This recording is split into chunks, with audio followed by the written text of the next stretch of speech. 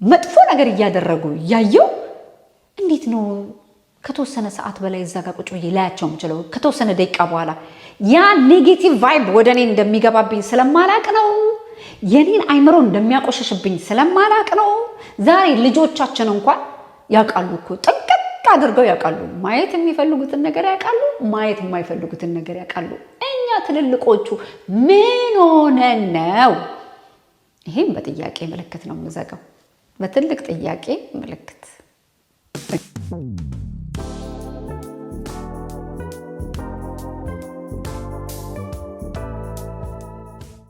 ልቅም ተደርገው የተሰሩ የሸማኔ ጋቢዎች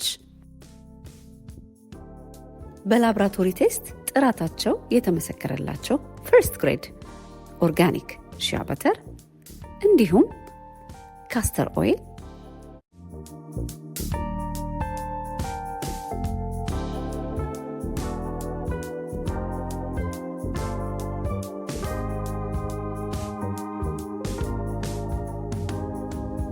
በተለያየ ሀገር ላላችሁ ገና ጥበብ ዌብሳይት ላይ ታገኙታላችሁ። ጤና ይስጥልኝ ወዳጆቼ፣ እንዲከርማችሁልኛል። ዛሬ የቆሸሸ አይምሮ ብዬ መጥቻለሁ። ምን ለማለት ፈልገሽ ነው ኤልሲ? እንዴት አይምሮ ይቆሽሻል? አይምሮ ሊቆሽሽ እንዴት ይችላል ብላችሁ በጣም ብዙ ጥያቄ፣ ምናልባት ቃሉ ሊረብሻችሁ ይችላል። ግን እውነቴን ነው። በእውነት አይምሮ በጣም ይቆሽሻል። ቤታችንን እንደምናጸዳው፣ ገላችንን እንደምንታጠበው፣ ፀጉራችንን እንደምናጥበው፣ እንዴት ብዬ ልንገራችሁ፣ የራሳችን ብለን የምንላቸው ነገሮች በሙሉ እንደምናጸዳ አይምሮአችንን ሁል ጊዜ ማጽዳት፣ አስተሳሰባችንን ማጽዳት መቻል አለብን። እንዴት አይምሮ እንደሚቆሽሽ፣ በምን አይነት መልኩ እንደሚቆሽሽ፣ ምን እንደሚያቆሽሸው፣ እንደቆሸሸና እንዳልቆሸሸ በምን አይነት መልኩ ቼክ እናደርግ፣ እንፈትሽ፣ እንመርምር። ምክንያቱም ሁል ጊዜ አንድ ነገር ስንናገር ራሳችንን ነው መጀመሪያ ማሰብ መቻል ያለብን። ራሳችንን ነው መጀመሪያ መፈተሽ ያለብን። ስለዚህ እስከ መጨረሻ ድረስ አዳምጣችሁ የእናንተን አመለካከት፣ የእናንተን አስተያየት ኮሜንት ላይ ጻፉልን። ሁል ጊዜ እንደምለው ቻናሌን ሰብስክራይብ ያላደረጋችሁ ሰብስክራይብ፣ ላይክ፣ ሼር እያደረጋችሁ እንድታበረታቱኝ አደራ እያልኩኝ ይሄን ጠቃሚ የሆኑ ነጥቦች አራቱንም በጥንቃቄ አዳምጡ። ወደ መጀመሪያ ደረጃ ብታምኑኝም ባታምኑኝም ቋንቋችን፣ ከአንደበታችን የሚወጡ ቃላቶች የአይምሯችንን ንጽህና ወይንም ደግሞ የአይምሯችንን መቆሸሽ በደንብ አድርገው ያስረዳሉ። በመልካም ጊዜ የምንናገራቸው ነገሮች፣ በምንበሳጭበት ጊዜ የምንናገራቸው ነገሮች፣ ሰው የለም ብለን የምንናገራቸው ነገሮች፣ እለት እለት የምንናገራቸው ነገሮች ገብቷችኋል። ለተወሰነ ጊዜ ልንደብቃቸው፣ ልናስመስል እንችላለን። የሆነ ሰዓት ላይ ግን እውነተኛ ማንነታችን፣ ቋንቋችን በደንብ አድርጎ የአይምሯችንን ስታተስ፣ የአይምሯችን የሚገኝበትን ሁኔታ ይገልጻል። እና ቋንቋ ይሰብራል፣ ቋንቋ ይጠግናል። አንዳንድ ሰዎች በጣም አጥንት ድረስ የሚሰብር የቋንቋ ንግግር ያላቸው የአይምሯቸውን ምን ያህል የቆሸሸ አይምሮ እንዳላቸው ያስረዳል። አንዳንድ ሰዎች ደግሞ ጥልቅ የሆነ አጥንት ድረስ ገብቶ የሚፈውስ ቋንቋ ያላቸው የአይምሯቸውን ንጽህና ያስረዳል። ስለዚህ በተለይ ሰው ልጅ እውነተኛ የአይምሮ ንጽህና ወይንም ደግሞ የአይምሮ መቆሸሽ የሚታየው በሚናደድበት ሰዓት ነው። በምትናደዱበት ሰዓት እውነቴን ነው የምላችሁ፣ ሳታስቡት ሳታመዛዝኑት በቃ ከቁጥጥራችሁ ውጪ የሆነ ማንነታችሁ ይወጣል። እና በጣም ትልቅ ጥንቃቄ ልናደርግበት የሚገባው ቋንቋችን ነው። ምክንያቱም ቋንቋችን በአንደኛና በዋነኛ የአይምሯችንን ያለበትን ጤነኛ አይምሮ ነው ወይንስ ደግሞ የቆሸሸ አይምሮ ነው የሚለውን ያሳየናል።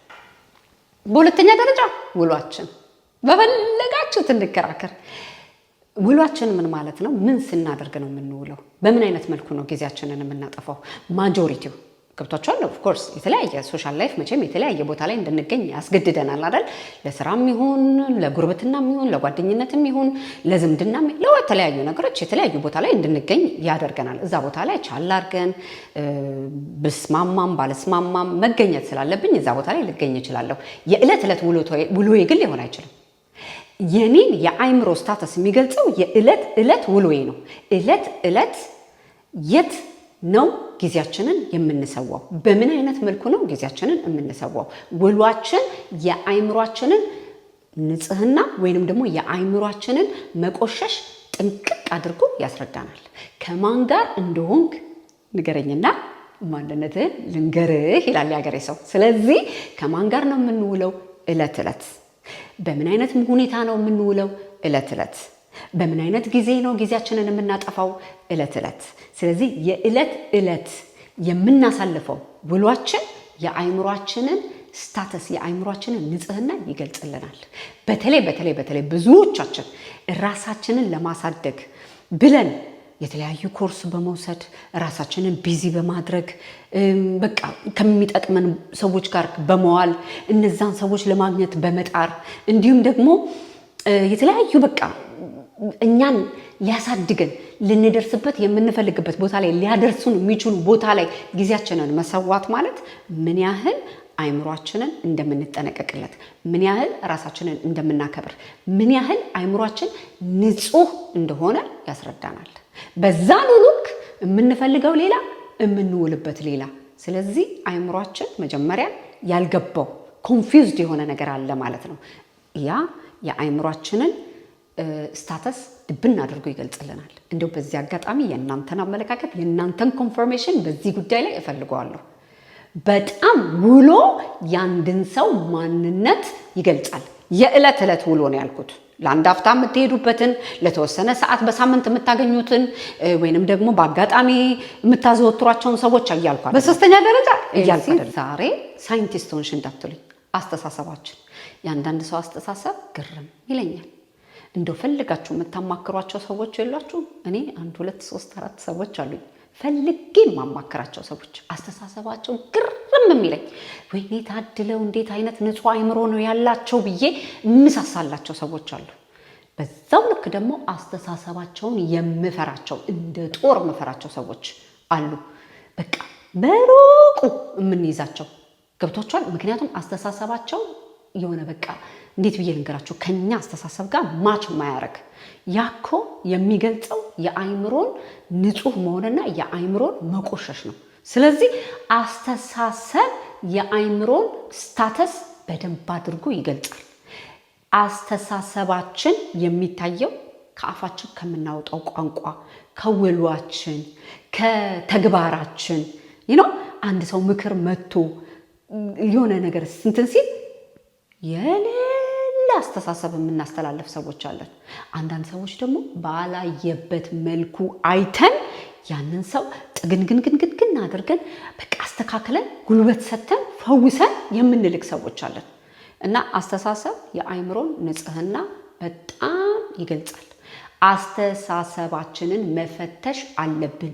ምክንያቱም አስተሳሰባችን ነው ተግባራችን በኋላ፣ አስተሳሰባችን ነው ቋንቋችን በኋላ።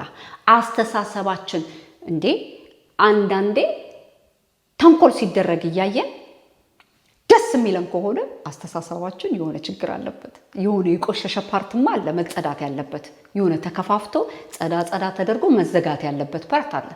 የዛኑ ልክ ደግሞ ተንኮል ስናይ ምንቃወም ከሆነ ላይክ የማይሆን ነገር ድርጊት ስናይ ኧረ በእናታችሁ በቃ አይደረግም፣ ኖ ዌይ፣ ይሄንን እኔ ቶለሬት ማድረግ አልችልም፣ ይሄንን እዚህ ቦታ ላይ መገኘት አልችልም ብለን ራሳችንን የምናርቅ ሰዎች ምን ያህል ለአስተሳሰባችን ክብር ያለን፣ ምን ያህል ለራሳችን ክብር ያለን። ለሰው መጠንቀቅ እኮ ማለት እኮ ለራስ መጠንቀቅ ማለት ነው። ምክንያቱም ለሰው የተጠነቀቅንለት ነገር ራሳችንን ነው ዞሮ የሚክሰን። በጣም ይሄ በቃ በጣም በብዙ አይነት መልኩ የተነገረለት በብዙ አይነት መልኩ የተመሰከረለት ነገር ነው። ስለዚህ የአስተሳሰባችን ጤና ድርጊታችንን ይገልጻል። የአስተሳሰባችን ጤና ቋንቋችንን ይገልጻል። የአስተሳሰባችን ጤና እርምጃችንን ይገልጻል። አስተሳሰባችንን በጣም ዕለት ልንንከባከበው ይገባል፣ ልንፈትሸው ይገባል። የስኬታችንም የውድቀታችንም አንደኛ መንስኤ አስተሳሰባችን ነው።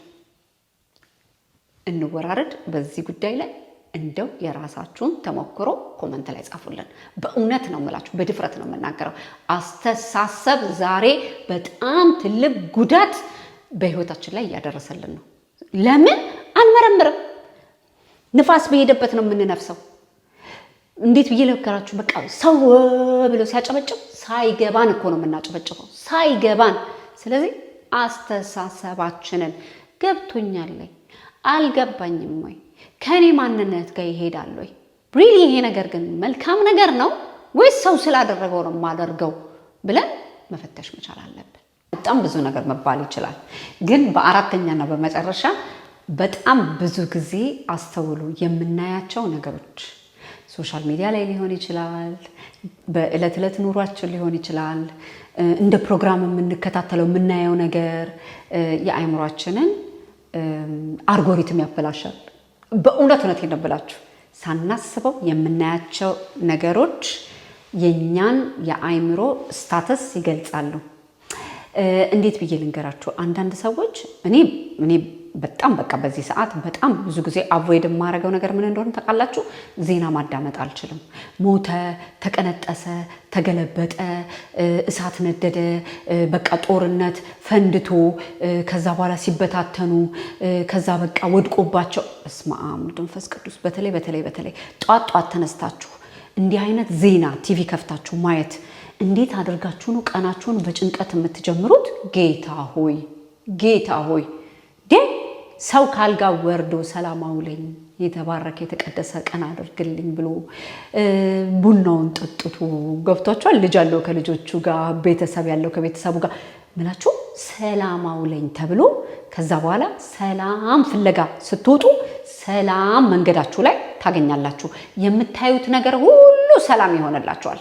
ብድግ ብላችሁ ጠዋት ካልጋችሁ ወርዳችሁ ቲቪ ክፍት አድርጋችሁ ዜና የምታዳምጡ ሰዎች ምን እንዲያወሩላችሁ ፈልጋችሁ ነው? አልገባኝም። በጣም ብዙ ጊዜ ይሄንን ነገር በቃ ሁል ጊዜ ከባለቤቴ ጋር የምነጋገርበት ነገር ስለሆነ ነው። እንደውም እግዚአብሔር ይስጠው አሁን አቁሟል እንጂ ድሮ በስማ እንትን ሀገር ፈንድቶ እንትን ሀገር እንደዚህ የጠዋት መርዶ ነጋሪ በስመ አብ ወወልድ ወመንፈስ ቅዱስ ምላችሁ መስማት ካለብን ያንን ነገር እኮ እንሰማለን። ዜና አታዳምጡ እያልኩኝ አይደለም፣ ወይንም ደግሞ አትከታተሉ እያልኩኝ አይደለም። ግን በጣም በሚያሳዝን አይነት ሁኔታ የምናያቸው ነገሮች በሙሉ አይ ዶንት ኖ ሰው መጥፎ ነገር ማየት ይፈልጋል ተብሎ ስለተሰመረብን ይመስለኛል። ሰው የምናያቸው ነገሮች በሙሉ በጣም የሚያስፈሩ፣ የሚያስደነግጡ፣ የሚያሳቅቁ፣ ተስፋ የሚያስቆርጡ በቃ እንዴት ብዬ ልንገራችሁ? እንደው እግዚአብሔር ረድቶን ካልሆነ በስተቀር በዚህ ዘመን መልካም ነገር ማየት በጣም አስቸጋሪ በሆነበት ጊዜ የምናየውን ነገር መምረጥ መቻል አለብን። በእውነት የምናየውን ነገር በጣም አስተውለን መምረጥ መቻል አለብን። በእውነት ዛሬ ኤልሲ ሰባኪ ሆነች እንዳትሉኝ እኔ አላቅም፣ ግን በእውነት እንደው በቃ በጣም ውስጤን ስለሚነካኝ ነው ይሄ ነገር። የምናየው ነገር ምን ያህል ግን አይምሯችንን እንደሚበርዝብን፣ አይምሯችንን እንደሚያቆሸሽብን እናውቃለን። አንድ ቀን አንድ ሰው የማይሆን ቃል ሲናገር ሰማሁትና ደንግጬ ይሄን ቃል ታውቀዋለህ እንዴ? ይሄን ቮካብለሪ ታውቀዋለህ እንዴ ስለው እኔ የት እንደሰማሁት አላውቅም፣ እኔ የት እንዳየሁት አላውቅም። በእውነት በጣም ደነገጠ። ለምን ላይክ ከሱ ፐርሰናሊቲ ጋር ማች የማያደርግ ይሄንን ቃል የሆነ ቦታ ላይ እንግዲህ አይቶታል። ሳያስበው የምናየው ነገር ሳናስበው ውስጣችን ስለሚገባ ከዛ በኋላ በማናቀው ሰዓት በማንጠብቀው ሁኔታ ያንን ነገር ስለምንመለከተው ስለምንናገረው ወይንም ደግሞ ያንን አስተሳሰብ ሳናስበው ከኛ አስተሳሰብ ጋር ማች ሳያደርግ ግን ስንጠቀመው ያዋርደናል። የምናየው ነገር በጣም መምረጥ መቻል አለብን። በጣም ማስተዋል መቻል አለብን። በጣም በእውነት እንበላችሁ የምናየው ነገር የኛን የአእምሮ ንጹህነት ወይንም የኛን የአእምሮ መቆሸሽ በደንብ አድርጎ ይገልጽልናል። ምክንያቱም አንድ ነገር መጥፎ ነገር እያደረጉ ያየው እንዴት ነው ከተወሰነ ሰዓት በላይ እዛ ጋር ቁጭ ብዬ ላያቸው የምችለው? ከተወሰነ ደቂቃ በኋላ ያ ኔጌቲቭ ቫይብ ወደ እኔ እንደሚገባብኝ ስለማላቅ ነው። የኔን አእምሮ እንደሚያቆሸሽብኝ ስለማላቅ ነው። ዛሬ ልጆቻችን እንኳን ያውቃሉ እኮ ጥንቅቅ አድርገው ያውቃሉ። ማየት የሚፈልጉትን ነገር ያውቃሉ፣ ማየት የማይፈልጉትን ነገር ያውቃሉ። እኛ ትልልቆቹ ምን ሆነን ነው? ይሄም በጥያቄ ምልክት ነው የምዘጋው፣ በትልቅ ጥያቄ ምልክት። ምክንያቱም ዓለም ብላ ስለሄደች እኛ ብለን መሄድ የለብንም። የምናየው ነገር በኋላ የሚወርሰን ነገር ነው የምናየው። ከዛ በኋላ ውስጣችን ይገባል። ከዛ በኋላ እንመኘዋለን። ከዛ በኋላ እናደርገዋለን። ከዛ በኋላ እንኖረዋለን።